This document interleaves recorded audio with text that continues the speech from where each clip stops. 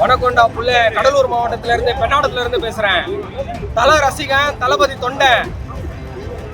சினிமாவில் வேணா ரெண்டு பேரும் போட்டி போட்டுப்போம், ஆனா அரசியல்னு வந்துட்டா ரெண்டு பேரும் ஒத்துமை ஆகி தளபதிக்கு தாண்டா ஓட்டு போடுவோம். தற்குறின்னு வந்து சொல்றாங்களே, தற்குறியா நாங்க இருந்தனாலதான் சென்ற ஆட்சியில நாங்க ஓட்டு போட்டனாலதான் இன்னைக்கு தற்குறி வந்து உட்கார்ந்துருக்காரு டிஎம்கே ஆட்சியில. அதை இன்னைக்கு நாங்க வந்து திருத்திக்கிட்டு எங்களுடைய தளபதி வரணுங்கிறதுக்காக நாங்க ஆசைப்பட்டு நிற்கிறோம். எங்க தம்பின்னு சொல்லியிருந்தாரு. இன்னைக்கு வந்து அனில் தான் கலாய்க்கிறாரு. அவர் அனில் ஓகே, கலாய தப்பு இல்ல. ராமருக்கு எப்படி ஒரு அனிலோ, எங்க தளபதி விஜய்க்கு நாங்க ஒரு அணில வந்துட்டு போயிடுறோம். நாங்க வந்துட்டு ஆட்சி அமைக்க அரசியல் பண்ணுகிறோம்.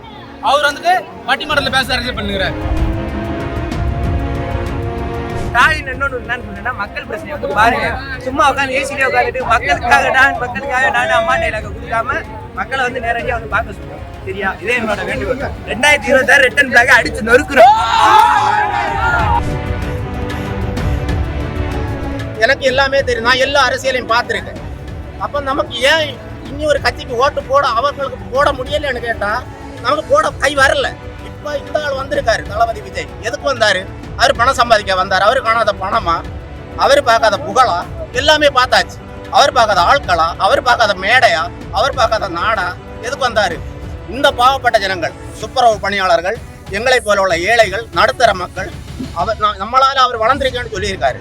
இப்போதும் களத்துக்கு கொண்டு வந்து நம்மன்னு சொல்லியிருக்காரு. அப்படித்தானே சொல்லியிருக்காரு. அதனால களத்துக்கு நம்ம கொண்டு வந்திருக்கோம். அவரை சிஎம் ஆக்கியது நம்முடைய பொறுப்பு.